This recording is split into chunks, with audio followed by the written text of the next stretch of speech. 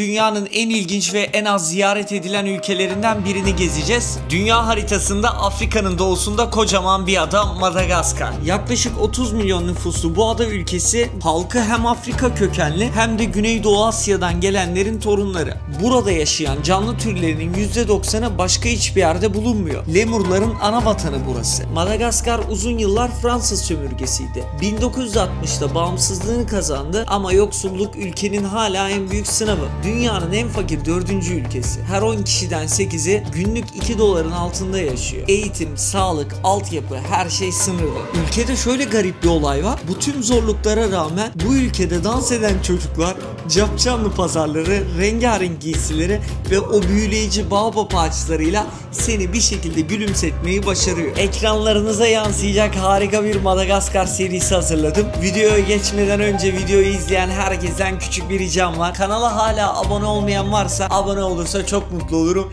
İyi seyirler dilerim. Şöyle şanlı bayrağımız İstanbul Havalimanı. Kardeşlerim, abilerim, ablalarım, yeni bölüme hepiniz hoş geldiniz. Bu bölümde Afrika kıtasının en uzak ülkelerinden biri olan Madagaskar'a gidiyoruz. O zaman Madagaskar seyahatimiz başlasın. Şimdi bu seyahatte benimle birlikte aslında yurt dışına çıkarken neleri izlediğimi de görmüş olacaksınız. Hadi gidelim.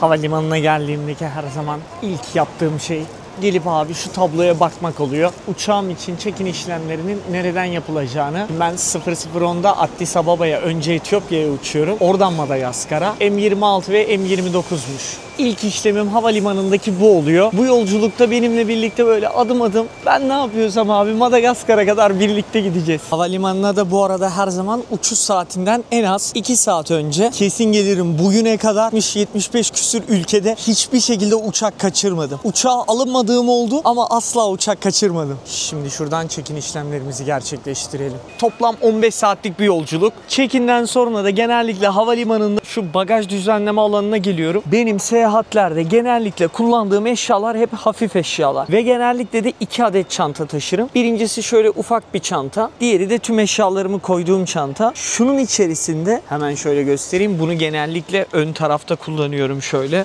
Abi seyahat ederken çok pratik oluyor bu. Pasaportlarımı direkt burada taşıyorum. Pasaport, cüzdan, telefon. İçerisini göstereyim. Kamera. Buralar boş. Gezerken şehir içerisinde hep bunu taşırım. Şunu da genellikle hep şuradan şöyle tutarım. Şu şurada kalır. Güvenli olması açısından. Yani şöyle küçük bir çanta kesinlikle öneririm. Bunun dışında şu gittiğimiz seyahatlerde artık valiz olayını bırakın arkadaşlar. İşinizi görebilecek şeyleri sadece alın. Benim en büyük tavsiyem bu olacaktır. Ben genellikle şuraya kıyafetlerimi koyuyorum ayrı bir şeyin içerisinde. Şu kısımda iç çamaşırı, havlu, çorap oluyor. Havluyu da hafif bir havlu kullanıyorum, hızlı kuruyan. Burada da elektronik, ıvır zıvır. Bazen atıştırmalık bir şeyler alıyorum yanıma. Hafif ve küçük bir çantayla gezdiğiniz zaman bagaj beklemek gibi bir derdiniz de olmuyor seyahat ederken. Benim en büyük kuralım bu, küçük çantayla çıkmak.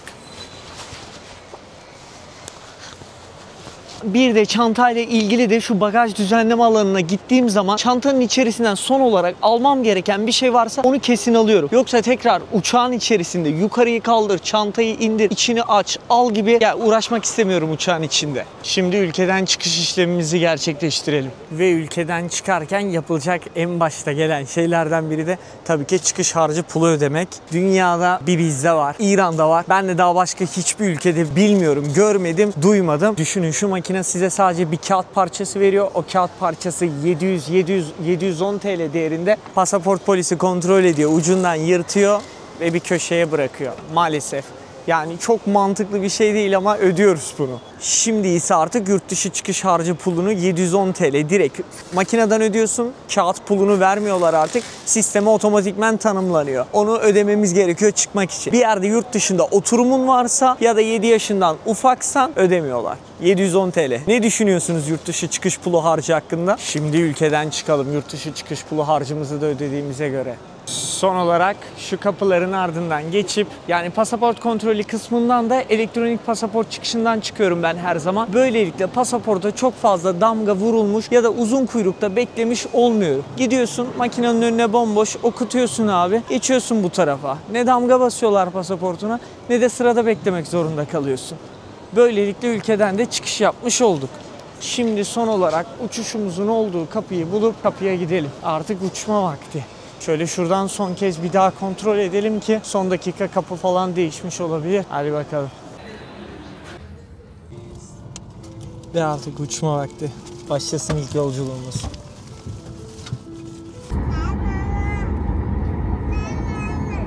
Ve an itibariyle artık Etiyopya'dayım.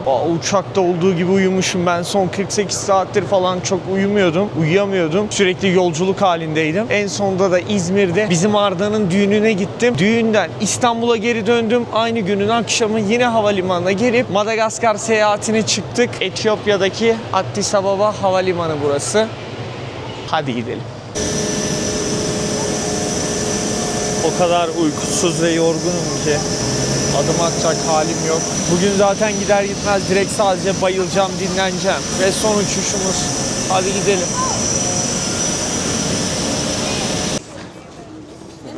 Bakalım. Nerede? An itibariyle ülkeye giriş yaptım ama beni otelden gelip alacaklardı ilk defa. İlk defa şurada elinde kağıtla biri beni beklemesi gerekiyordu ama bulamıyorum. Ülkedeki en iyi para değiştirme alanı ise havalimanında. Buradan değiştiriyor herkes. Ülke sınırları içerisinde. Normalde en kötü oran havalimanında olur her ülkede. Fakat burada durum tam tersine. Havalimanında en iyi oranmış. İner inmez de sim kart ya da araç kiralama gibi işlemlerin hepsini havalimanında böyle hızlıca halledilebiliyor. Şimdi buradan bir başlangıç olarak bir 100 Amerikan doları çevireceğim. Hello. Can I change $100?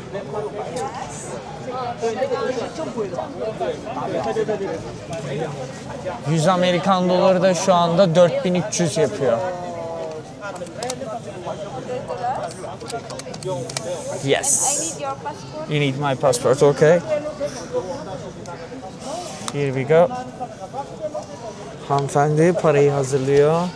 Ne diyorlar acaba para birimine? This is 400. Oha bayağı ağır bir para ya. Şuna bak. Abla vallahi thank you. Thank you. Okay, let's go. Just let me. Biraz sonra. Let's go. Otelden gelip beni alacak kişileri an itibariyle Madagaskar'daki ilk anımız. Hadi bakalım. Başlayalım. Bakalım nasıl bir ortam bizi bekliyor. Nasıl bir macera olacak.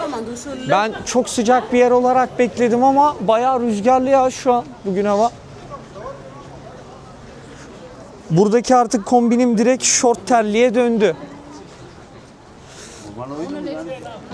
Dünyanın en değişik ülkelerinden birine geldik. Şu anda aslında Afrika kıtasındayız.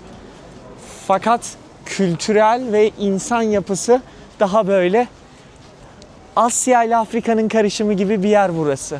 Havalimanının adı Antananarivo Havalimanı, yani başkentin, şehrin ismi. Fakat burada kısaltılmış olarak buna Tana diyorlar kendi yerel dillerinde. Şöyle çantamızı atalım. Berko ekmeği az mı yedin? Dünyanın bir ucuna geldim. Afrika kıtasının en ucundaydım. Fas'taydım, Morokko'daydık. Şimdi Afrika kıtasının en aşağısında. Videoda sormuştum ya, sadece bir kişi bildi. Bilen abimize de Instagram üzerinden ulaştım. Fas'ın ilk videosunda demiştim ki gideceğim gelecek ülkeyi bilene güzel bir hediyeyle döneceğim diye. Abi bana Instagram'dan cevap ver. An itibariyle ilk günümüz. Beraber şahit olduk tüm yolculuğa.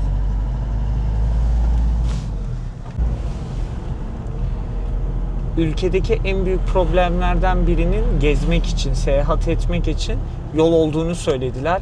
İnternette de hep genellikle öyle yazıyor. Ülkede yollar bayağı kötüymüş.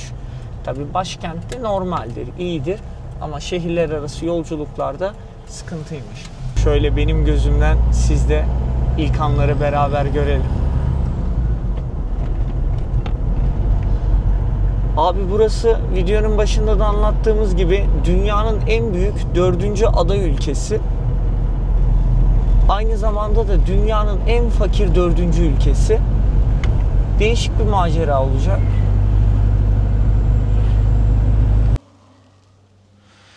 Ve burası da önümüzdeki birkaç gün kalacağım otel odam.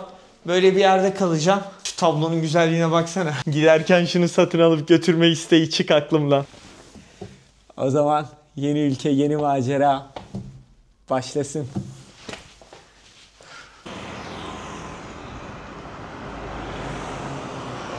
Otelin hemen yakınındaki bir yeri buldum. İnternetten Rek Halal yazıyordu. Burger falan yapıyorlarmış. Burada geldim. Burada şimdi yemek yiyeceğim.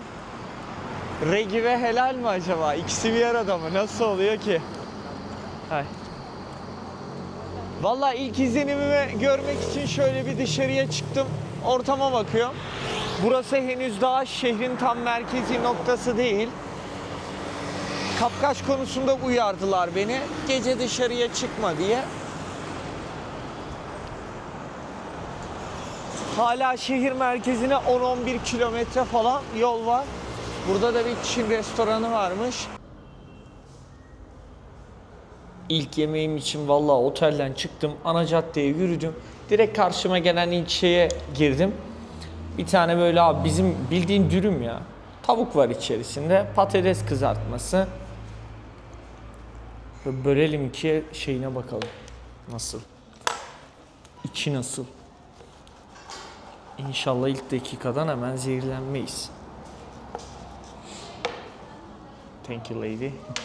Bu tüm menünün, yemeğin fiyatı da 24.000, yani 5, 10, 15, 20, 25, 5 dolar falan gibi bir şey yapıyor. Haydi bakalım. Afiyet olsun. Yemeğimizi yedik.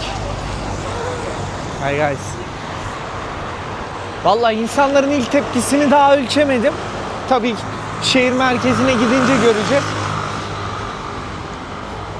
Keşke şurada yeseymişim ya. Sonradan gördüm burayı da.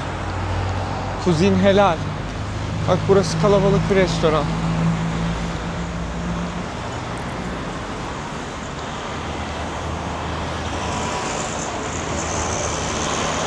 Bir ortama bakıp bir tur atıp otele dönüp dinleneceğim bugün. Yarın tam şehir merkezine gideceğim.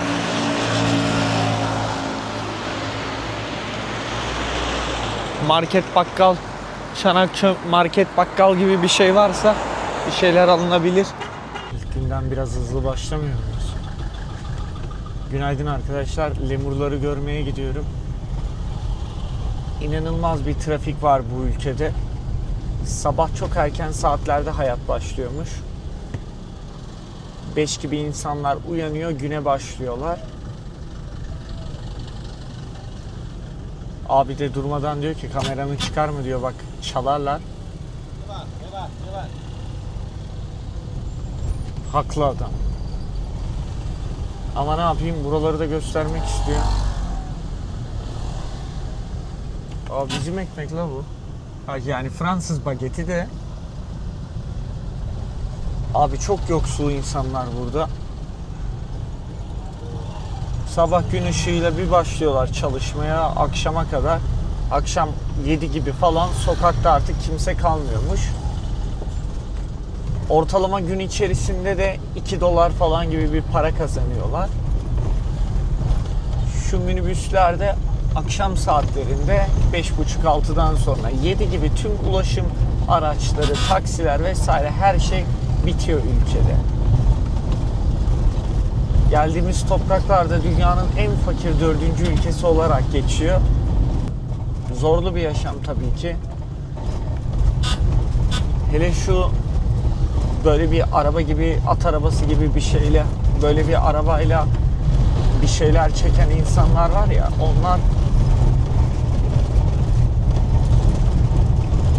onların işi inanılmaz zor ya. Yani böyle çocuklar falan gördüm. Çocukların ayağında ayakkabı yok. Yürüyerek çekiyorlar o tahtadan yapılma arabayı, ağır bir araba. Dün öyle sokakta bir çocuğa sordum, şey yaptım böyle, ya Fransızca bilmediğim için iyi anlaşamıyorum. Ayağını göstersene dedim, altı böyle şişmiş. Yani taban o kadar şişmiş ki belli bir yerden sonra büyük ihtimalle hissetmiyorlar. Biraz Hindistan havası var buralar için. Bak mesela yine hem yükünü taşıyor hem de adamı taşıyor. O demirden şeyden olan arabanın içinde. Zaten arkadaşlar ineceğiz. Böyle arabadan video çekmeyeceğim tabii ki. İneceğiz, sokaklarda yürüyeceğiz, insanlarla konuşmaya çalışacağız. Halkla sohbet edeceğiz. Fakat bugün benim daha ilk günüm.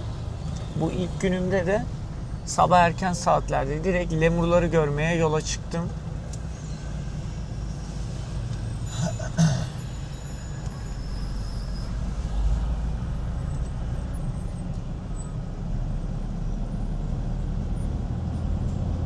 Şu arabaya bakın ne kadar eski.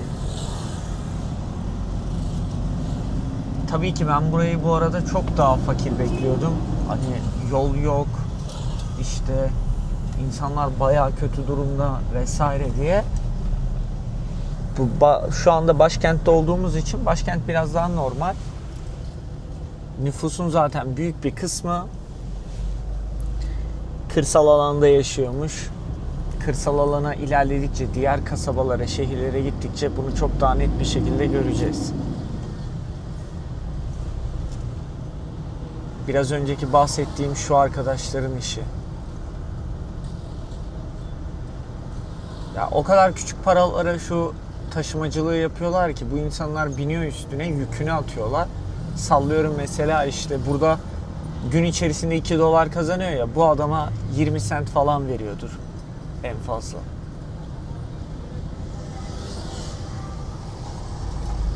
Yazık, günah ya, çok zor bir işleri var. Ekmek parası da, abi baksana şu tahtadan arabaya.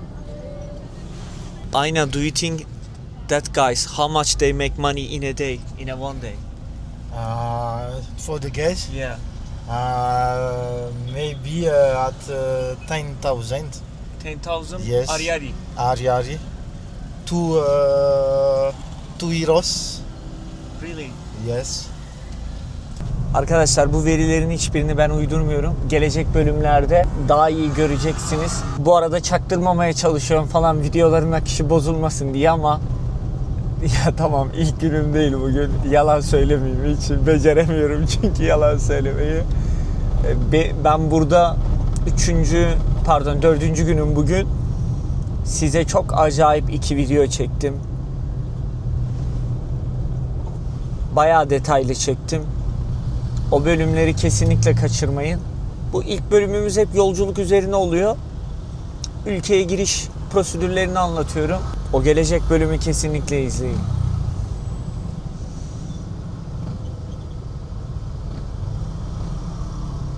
Bakın bir de şu olay var. Minibüsler hep arkadan açıyorlar kapıyı. Arkadan iniyorsun, biniyorsun böyle. One is one water with this one is 100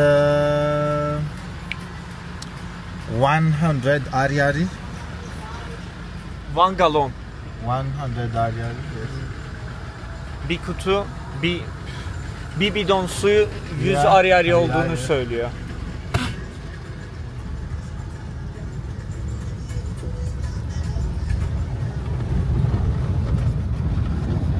Çünkü birçok evde su yok, birçok evde elektrik de yok. Çoğu zaman şu dükkan gibi kurdukları şeylerin içerisinde yaşıyor insanlar.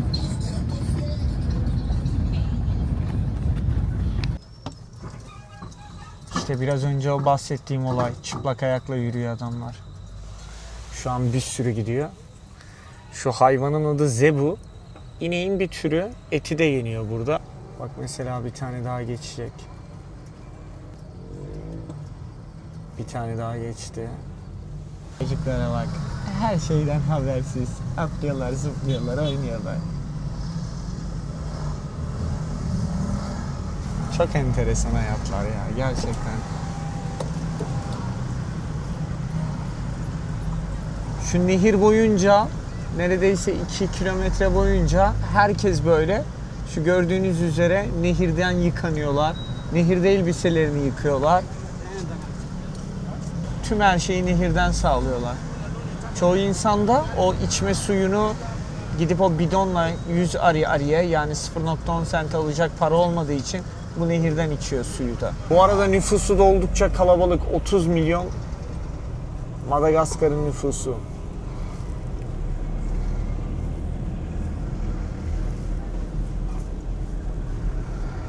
Arkadaşlar daha biz başkenti görüyoruz şu an. Güney kısmında falan çok büyük bir kıtlık yaşanmış 2021 yılında. Büyük bir kuraklık yaşanmış.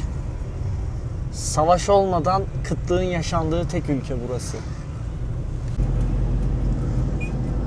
Abi baksanıza adamların önünden geçeceğiz.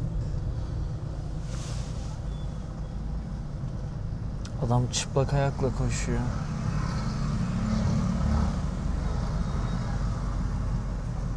Yazık ya. Çok zor işleri var. Çok. Şu öndekiler adamın yükünün ağırlığına bak. Çocukmuş ya.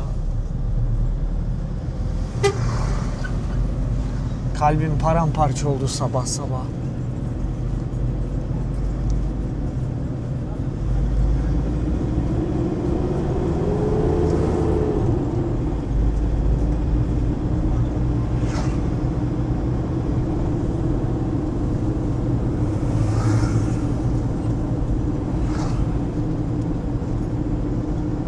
Nasıl koşuyor?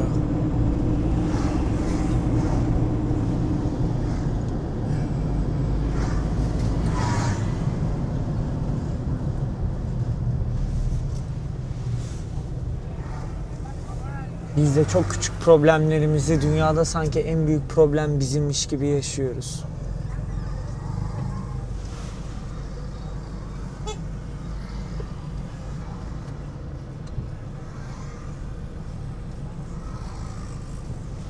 Ve dostlar uzun bir yolculuğun ardından lemurların olduğu yere geldik. Lemurlar için ise hemen şöyle girişte işte oyuncaklar, süsler vesaire var. Bunlara bakacağız. Fakat burada herhangi bir yerde Madagaskar'da kesinlikle kredi kartı çalışmıyor. Kredi kartı geçen yerler var ama her zaman çalışmadığını söylüyorlar.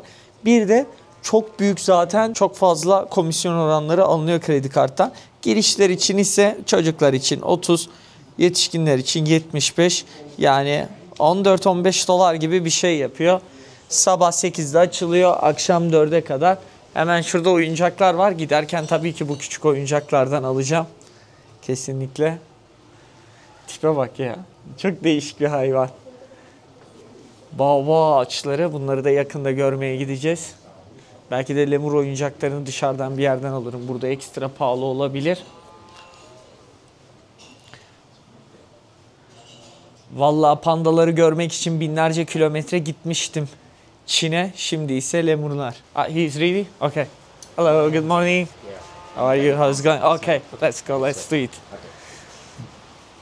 Lemurlar dünyada sadece burada Madagaskar'da yaşayabiliyor arkadaşlar. Şöyle bir alanın içerisinde. 2 metre. Okay. Ya şey diyor işte herhangi bir şekilde yemek vermeyin, sigara içmeyin, koşmayın. Ne bileyim hayvanlarla oynamayın diye zorunlu olarak burada bir rehber seninle gelmesi gerekiyormuş. Alanda kaybolma ya da yanlış bir şey yapma diye. Öyle anlattı çocuk. Sana kalmış diyor tamamen çıkarken ki bahşiş oranında. Adama bir şeyler verirsen yeterli diye. Arkadaşlar burada lemurlardan toplam 50 tane varmış. Bunlar da bambu lemurları. Tipe bak, şu güzelliğe bak. Ben yine telefon kamerasıyla çekeyim de büyük kamerayla eğer çıkmıyorsa net bir şekilde. Bunların bir kısmı gündüz aktif oluyorlar.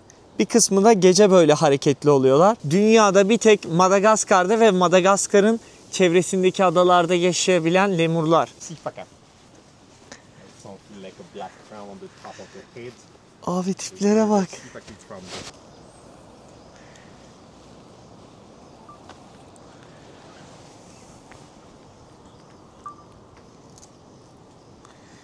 Bu lemurlar bu arada sadece böyle bitkileri yiyorlar. Yaprak yiyorlar. Bazı kuru yemişleri yiyorlar. Kuyruğa bak.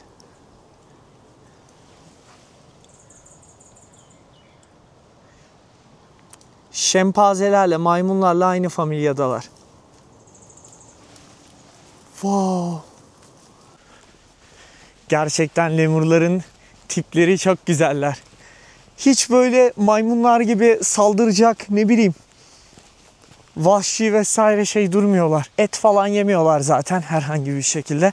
Küçük ufak böcekleri falan en fazla yiyorlarmış. O kadar. Çok güzeller ya, çok tatlılar. Şansa bırakmak istemedim başka bir yerde göremem diye. Özellikle o yüzden başkente geldim.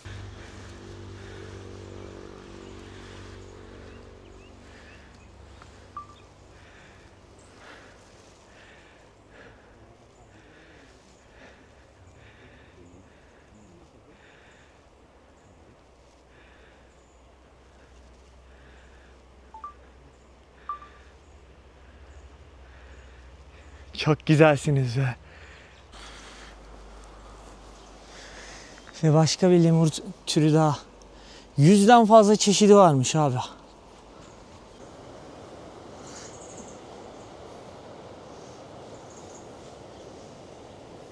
Tipe bak. Şunun güzelliğine bakın ya. Ailelermiş bunlar. Şu biraz siyah sarılı olan daha agresif duruyor. Hele hele. Tiplere bak.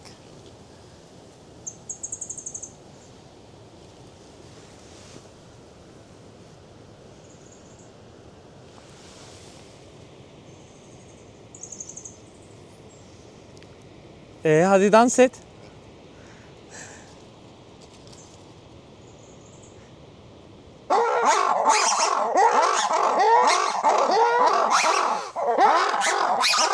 Kavga etmeye başladılar.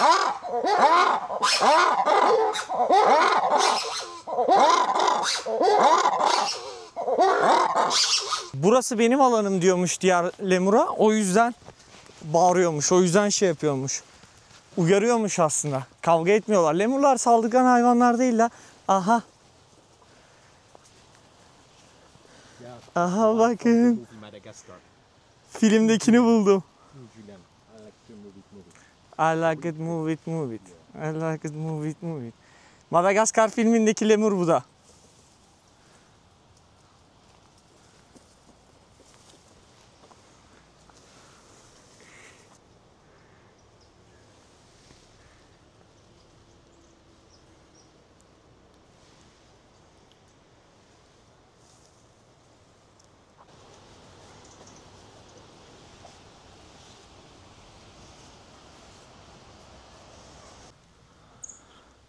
Ben buraya gelirken şöyle bir taksi tuttum, araba tuttum. Bizim şoför, let's go bro. Beni gezdiren abi de neredeyse 1 saat gezdirdi falan, güzel bir bahşiş verdim. Aklınızda kalmasın. Böyle şeyleri bazen yorum altında yazıyorsunuz. Niye bahşiş vermedin, niye çocuğa para vermedin, niye şuna vermedin? Arkadaşlar veriyorum. İsteyenlere vallahi billahi veriyorum yani. Daha ötesi yok yani. Fazla veriyorum. Ama her an her şeyi de gösteremem ki. Mesela orada bir sürü tur rehberi vardı. Adamla bizim usul. Elimin içine koyuyorum, el sıkışırken veriyor. Çıkarken de şöyle hediyelik. Burada el yapımı yapıyorlarmış. Bambu ağaçlarının malzemesinden. Şurada fırça gibi bir şey kullanmışlar. Lemurlardan aldım. Birinize hatta bir tanesini hediye olarak gönderebilirim. Ya ben bu hediyeleşme olayını bayağı sevdim. Şimdi Fas'tayken gelecek ülkeyi bilene Fas'tan bir hediye getireceğim demiştim. Bir abimiz bildi. Yazdım kendisine Instagram'da. Ama hala bana geri dönüş yapmadı. O abiye buradan hediye götüreceğim. Özel bir hediye. Bir de böyle hadi lemur birine de böyle hatıra olsun. Arkadaşlar hediyenin büyüğü küçüğü olmaz. Aslında bir gönül bağıdır.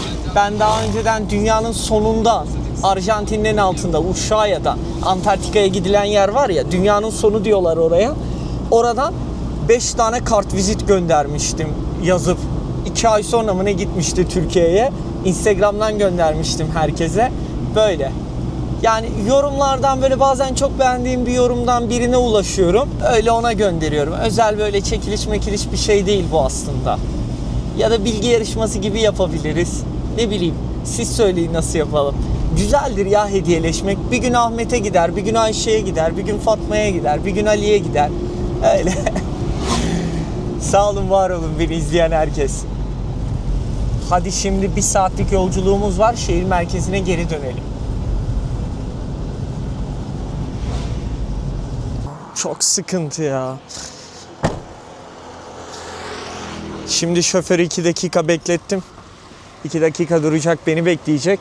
Bu nehrin böyle etrafında yaşayan insanlar var.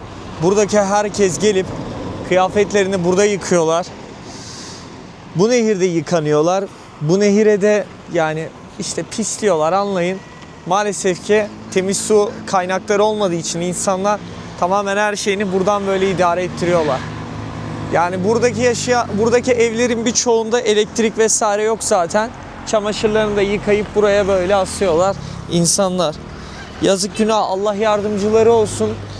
Küçük teknelerle balıkçılık yaparak hayatını kazanmaya çalışıyorlar. Bir yandan da nehirden çıkarttıkları kumlarla böyle tuğlalar yapıp işte, ne diyorduk biz buna, kelpiç mi diyorduk? Bir şey diyorduk.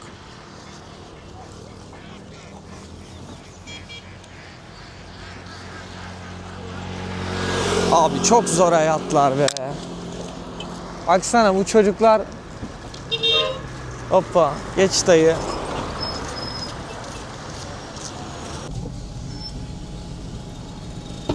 Abi şurada da yaklaşık belki 50-60 kişi var.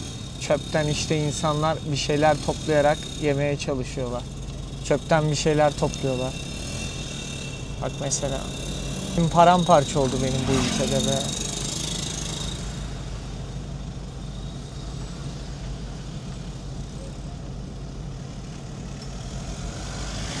Allah kimseyi hiçbir yoklukla sınamasın. Şu ileride bir sürü insan var arkadaşlar.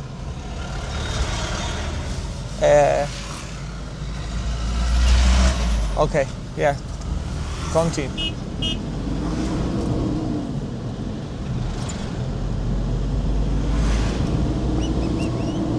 Bu evlerin hiçbirinde elektrik, su, yani biz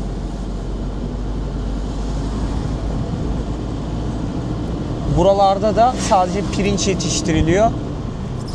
Yağmur suyuyla doluyor tabii buralar.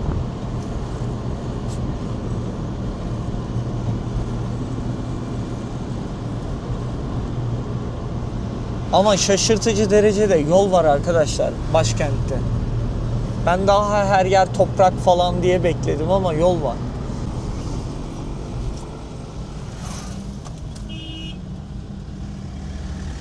Abi adamın yaptığı işe bak ya.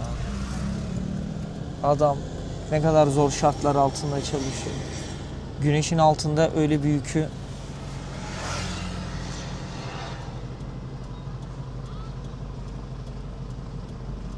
How much he make money? Can you ask him? Suga. Butin naman ng fulaj, no manoanin sa batin. Tena mura ken. Butin. Bonjour. Iwa jaton rayam ti. Angka hindi to manoani sa batin. Ti zawan na ti timti mazat sarwari. At 2,500. 2,500. Walat pun Is 50 cent 50 cent, yeah. in a day. Hindi, yeah. Bonjour. So you can give small money Yeah, for please. him, yeah. Please. Bu abi günde sadece şu parayı kazanabiliyormuş. Bunu kazanıyormuş tüm gün boyunca. Amana tala kadun soda tupko yo. Merci. Thank you. Abi çok zor ya.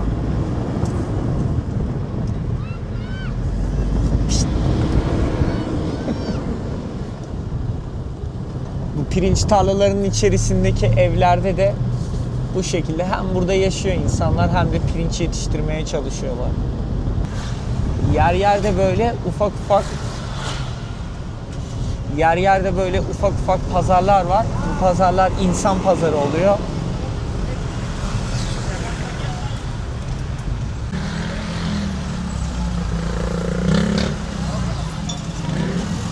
Tipe bak tipe. Şu güzelliğe bak. Oturmuş masanın üstünde.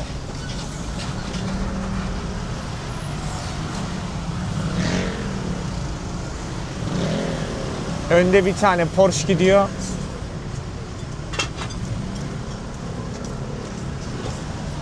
Zengin her yerde zengin.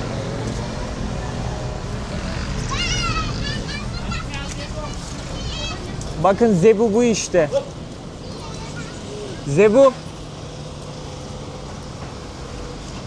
Zebu. Ha? Bu mu?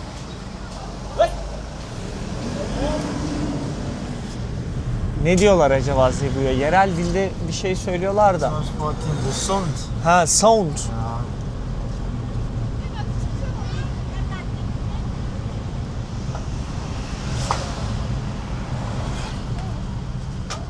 Bakalım daha neler göreceğiz bu ülkede.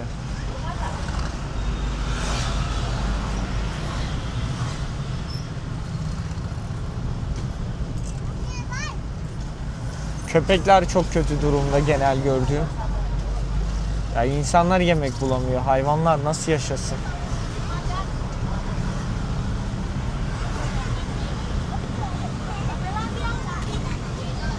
Yani filmdeki gibi, aman kaptırmayalım. Yani filmdeki gibi işte dans eden hayvanlar vesaire yok abi burada. Fakir hayatlar var, yoksulluk var, açlık var. Ülkenin %75'i yoksulluk sınırının çok çok altında. 1,5 doların altında kazanıyormuş insanlar.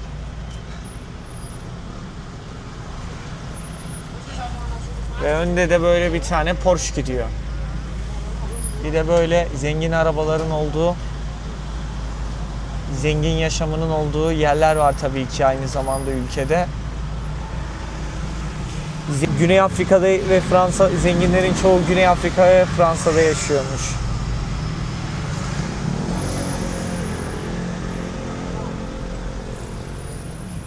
Baksana adamın ayaklarının altı artık şişmiş.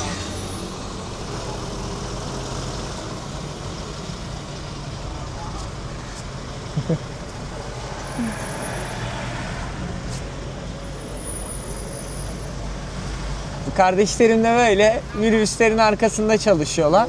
Arkadan iniliyor, arkadan biniliyor. Ben çok fazla kullandım burada minibüsleri. Standart abi 600'e 800'e gidiyorlar her yere.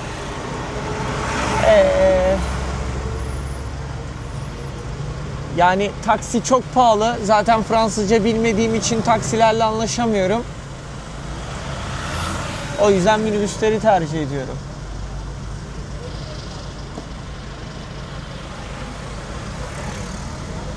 Çok dikkat çekmeyelim. Durağan noktadayız. Kamerayı kaptırmayalım.